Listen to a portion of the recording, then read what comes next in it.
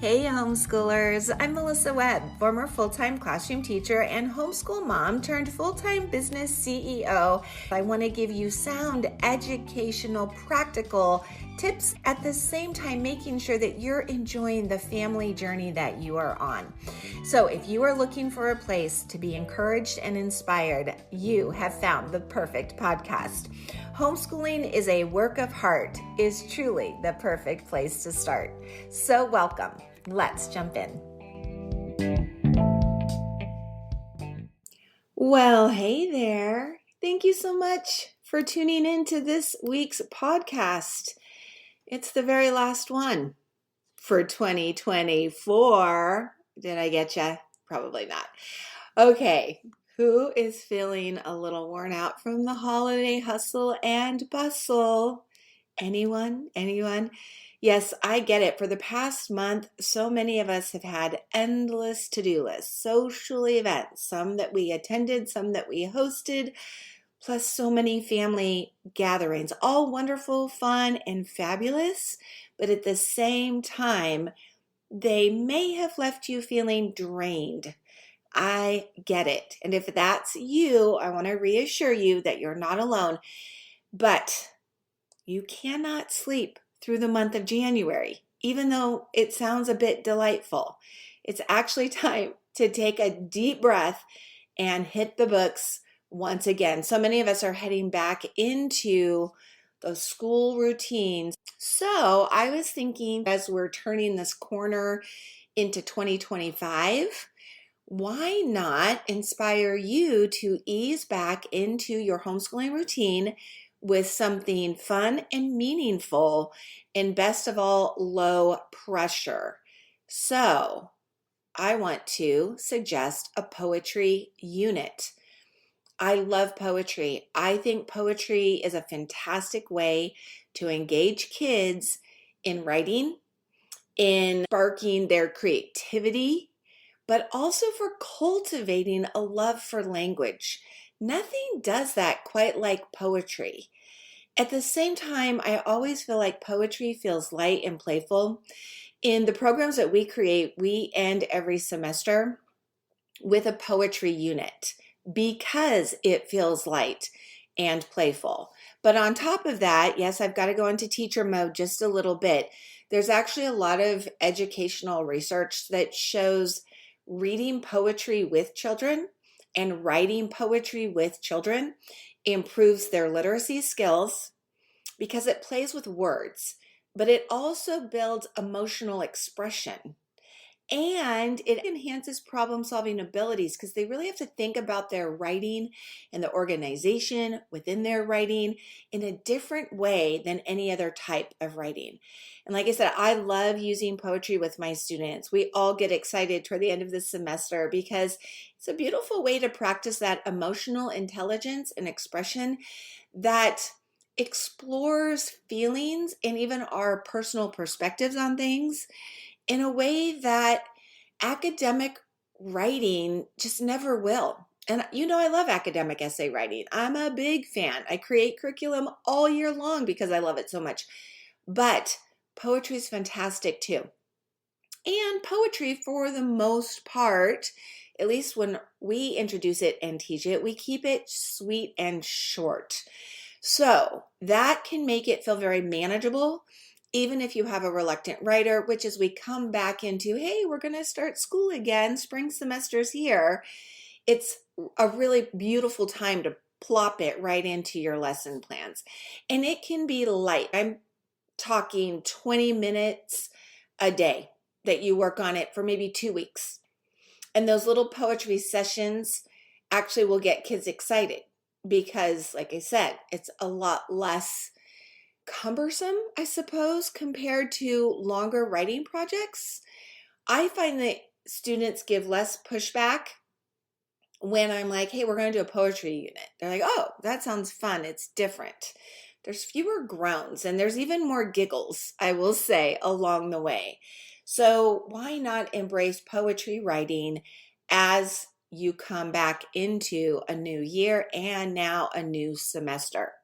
So in December, my writing students that were in our clubhouse, I had a blast writing odes before winter break.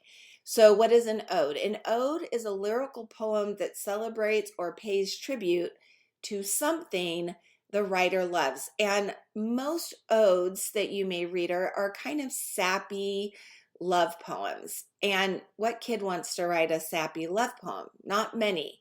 So, we decided to give it a fun twist by asking students to dedicate their ode to an inanimate, non-living object.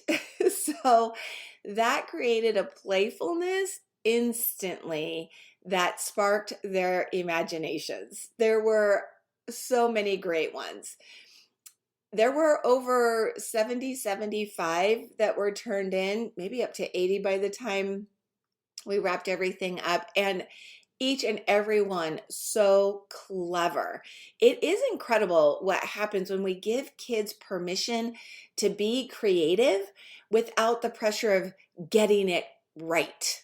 Okay? We just said, pick something that you think will be silly, fun, funny. And don't get me wrong, we did coach them. We did provide some brainstorming tools. We did model the style for them. We believe that's all very important. And we do this, by the way, in all of our writing programs because we don't want our busy moms to have to do all that heavy lifting. So we come in and we take care of all of that so that you can just engage in the learning with your child. And it's cute because a lot of moms also wrote poems. So it's a great way to connect and engage with your children. You may want to check out our programs, by the way. I know, a shameless plug. I just have to put it in there. New semester. Just saying, come check things out. Okay, but this week, what I was thinking I would do is try to encourage you to ease back into the school routine by doing this poetry unit. 20 minutes a day just for the next couple weeks. And not only will I suggest ways that you can do this, but I also have a special treat because I asked a few students if anybody had a few minutes before we went on winter break to read theirs and record the students reading their odes to you to enjoy, of course, but also to be inspired. So I have a handful that you'll get to hear at the end of this week's podcast. So how do you do it? I'm just going to break it into two very simple steps because, like I said, I want this to feel easy and light and something to look forward to. So I'm not going to be like, okay, here's your 10 steps. Nope. Two simple steps. Step number one is going to get them excited in teaching. That's building the anticipatory set. Okay. And step two is the direct practice that we'll talk about. So how can you build the anticipatory set? How can you get your kids excited? I believe sitting them down and actually talking about poetry, explaining that there are so many different types of poems out there. There are haikus and acrostics and free verse and limericks and odes in this case. There are so many. I would recommend that you spend a little bit of time reading some poetry together. Do you have some favorite poets? You're going to have to tell me who you love.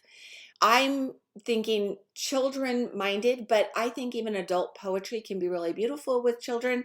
But a lot of kids, especially if they're first being introduced to poetry, the three authors that I would recommend you check out would be Shel Silverstein, of course. Everybody loves Where the Sidewalk Ends or A Light in the Attic. Those are great.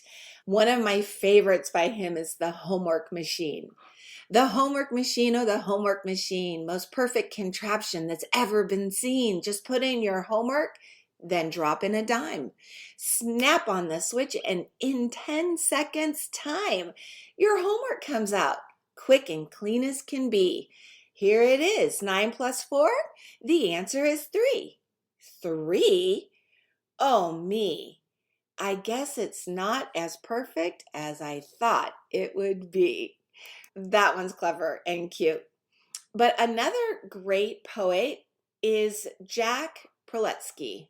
I may not be saying his name correctly, but He's been around forever. I think he's still alive today. He's about the age of my dad. He had a book of poetry called the Random House Book of Poetry.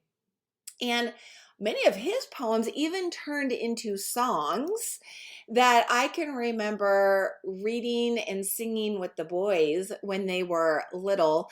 I can remember when I was a kid in camp. These go way back. Who remembers on top of spaghetti? Right? Do you remember that one? All covered with cheese. I lost my poor meatball when somebody sneezed. There's a whole list of his that are fun and fun to read. There was even sign language for that one. Another great one is a book called Out of Wonder, which is poems that celebrate poets by Quam Alexander. I love one of his called How to Write a Poem. And it goes like this. Hush, grab a pencil, some paper, spunk. Let loose your heart. Raise your voice. What if I have many voices?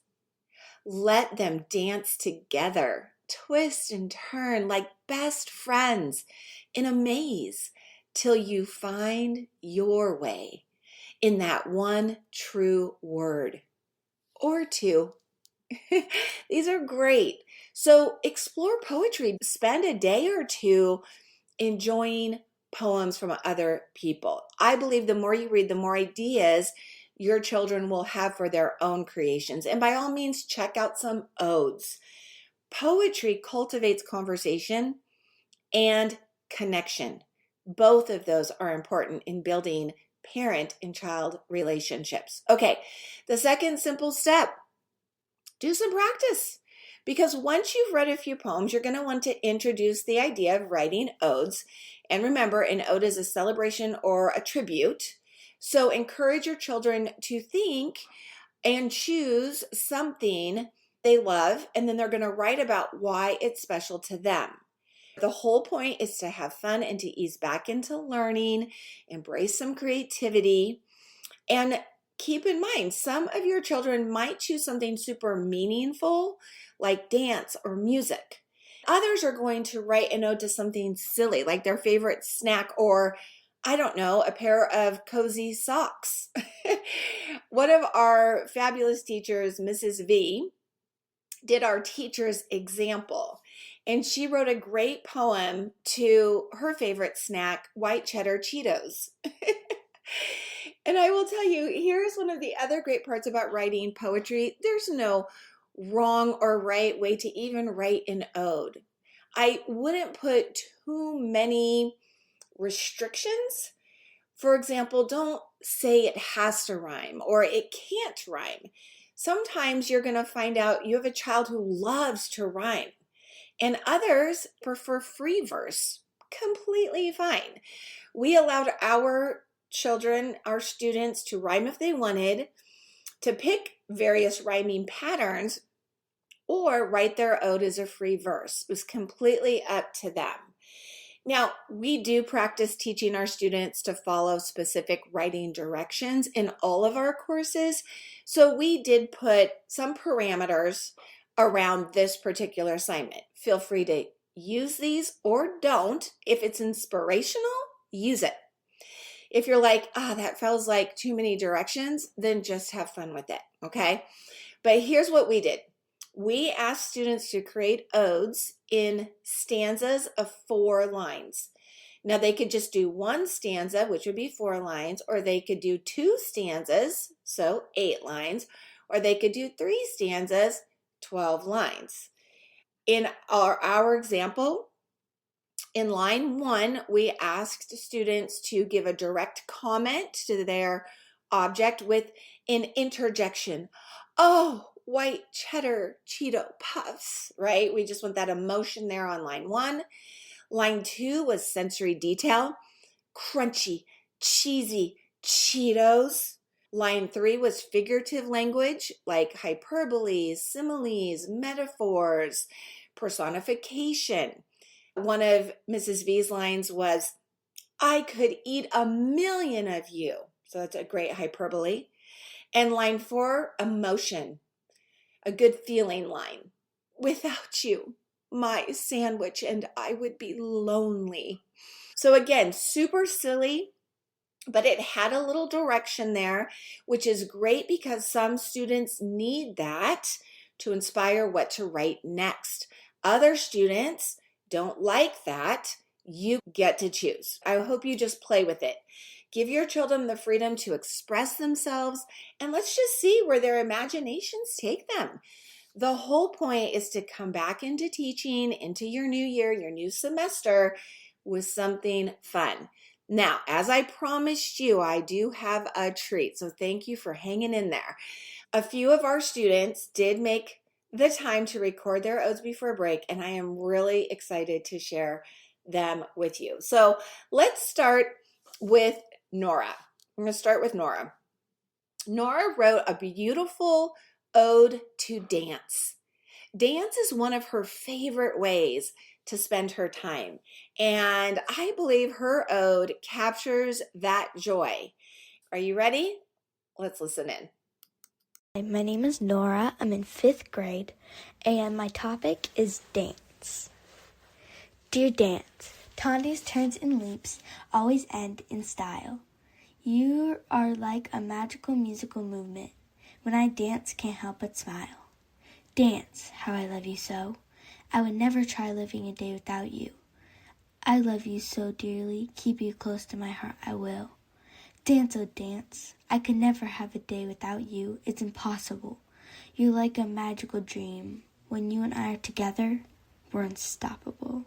Isn't that beautiful? Did you catch her alliteration? And alliteration is another form of figurative language.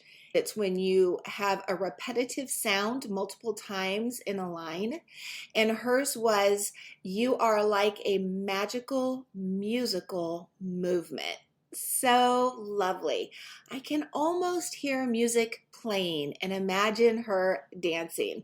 Okay, next up, we have Hazel, who wrote an ode to friendship. I loved this idea, but something I really loved about hers was how she writes that friendship can be found in people, of course, right, through laughter and smiles, but friendship can be found in other things like books. Enjoy. Hello, my name is Hazel. I'm in 7th grade, and I wrote an ode to friendship. Friendship, I love you so. A kind smile with a nice warm glow. Laughter bounces around the room. Excitement explodes with a boom. My dear friendship, when I'm feeling down, your caring words reverse the frown. You walk me through the roughest day, keeping negative emotions at bay. Friendship, you're the comfort I need, whether it's encouragement or a book to read. I will cherish you day and night, making me cheerful and bursting with light. Clever, right? So good. Now, did you notice the rhyming pattern? Both of these students so far did choose to add some rhyme. From Nora's, she had what we would call the A-B-A-C rhyme. The first and the third line rhymed, but the second and the fourth line did not. Hazel did an A-A-B-B rhyming pattern, and both of these students did 3 4-line stanzas. And again, we did this in just a week or two. This is a fun assignment that can come out so unique, and it doesn't require a lot of time or energy to be creative in this way. But I'm not done. I also have Livy, and Livy is a very clever writer who chose a food item. This is Livy's Ode to Chocolate. I want you to listen closely, especially to her tremendous sensory detail. Hi, I'm Livy and I'm in 7th grade. I love writing, especially narrative, because it lets me be super creative. This is my ode to chocolate. Oh, chocolate, you are the sun on a gloomy day. The crinkling of your wrapper is music to my ears. You smile up at me and my worries go away. For within I find you and you wipe away my fears. Oh, chocolate, hidden inside the wrapper I unfold, within seconds you disappear, for you are precious gold. I am happy, and on my face a chocolate smear. Oh, chocolate, you fill me from head to toe with glee. A sugar rush, I'm running to the store. You are like the star upon my Christmas tree. Soon I will be greedy, and soon I will want more. I love how Livy read her poem. I can imagine her hand outstretched, palm up, looking lovingly into the bar of chocolate. It's just fantastic. And great details, yes. A different rhyming pattern. She did an A-B-A-B style. She also did 3 stanzas. And yes, it makes me yearn a bit for some chocolate. I cannot lie. Very well done. Very well done. Last but not least, I have one more. Also, someone who wrote to a favorite food item. Kylie loves nachos. Fair warning though, this could leave you craving some by the time she's done.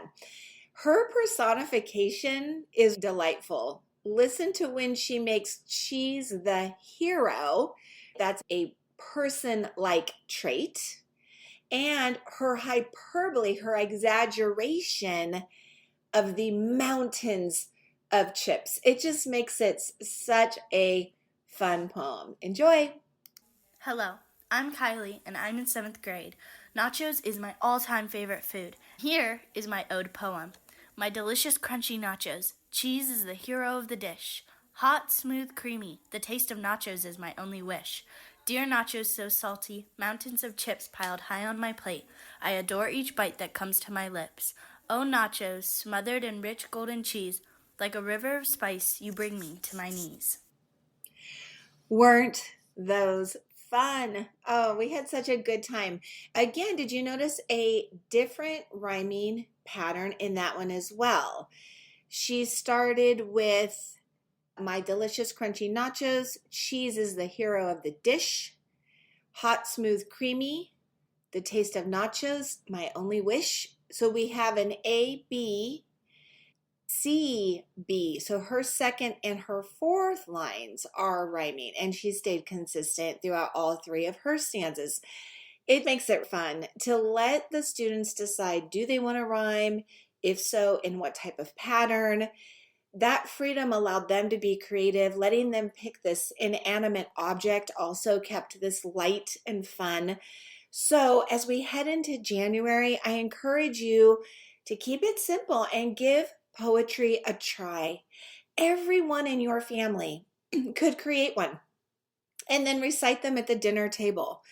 It could be silly and fun and wonderful. It's such a great way to ease back into the homeschooling rhythm after the holidays and just the end of the year hecticness, while keeping things light and enjoyable, not just for your kids, but it also should be light and enjoyable for you as well. So explore some poetry, dedicate 20 minutes a day for a couple of weeks to write something out, spark that creativity, build those important skills, play with language, express emotions.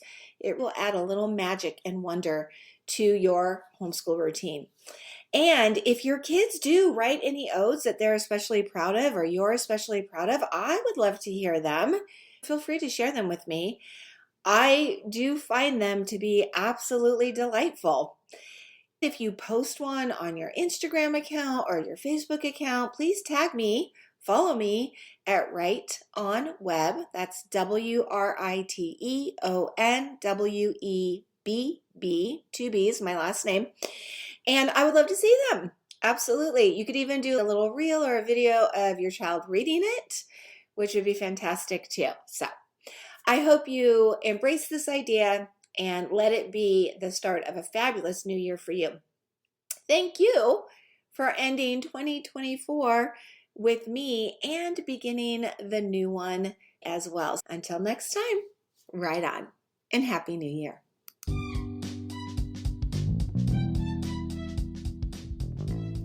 Well, thanks so much for tuning in and listening this week. Hey, if this was something that you found valuable, don't forget you want to subscribe or follow so that every time a new episode is dropped, you'll be the first to know. And hey, before you go, if you are looking to get some of this academic writing under your belt and outsourced so that it's one less thing freeing you up to enjoy more time with your family, hey, you're going to want to head over to writeonweb.com to see what kinds of resources and materials I have available for you. I will look forward to seeing you there, and I will look forward to seeing you here in our next episode. Right on.